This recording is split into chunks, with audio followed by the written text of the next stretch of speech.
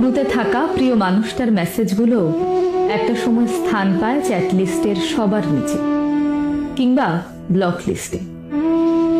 যে মানুষটার সাথে ঘন্টার পর ঘন্টা কথা হতো, একটা সময় পর সেই মানুষটার সাথে দিনের পর দিন, বছরের পর বছর, যুগের পর যুগ আর কোনো কথা হয় না, খোঁজ নেওয়া হয় না কখনোই।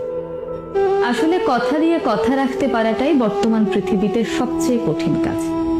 মানুষ যুগের পর যুগ পাশে থাকার ওয়াদা করেও দিব্যি ছেড়ে চলে যায়।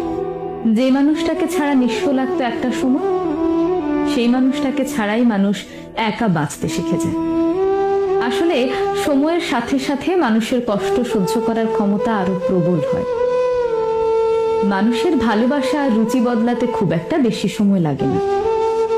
অতীত মুছে ফেলা নিতান্তই কঠিন মনে হলেও মানুষের কাছে তা অসম্ভব নয়। আর কেউই তার অতীত নিয়ে পড়ে থাকতে চায় না। আর যারা পড়ে থাকে তারা নিরুপায় হয়ে কিংবা নিতান্ত বাধ্য হয়ে পড়ে থাকে, আফসোস আর আক্ষেপ নিয়ে জীবনটা কাটিয়ে দেয়। তবু মানুষ অতীত ভুলে বর্তমানকে সাজায়। অতীতের সব স্মৃতি মুছে ফেলে কাউকে দেওয়া কথা ভুলে বর্তমানের কাছে নিজেকে বিলিয়ে দেয় হাসি মুখে।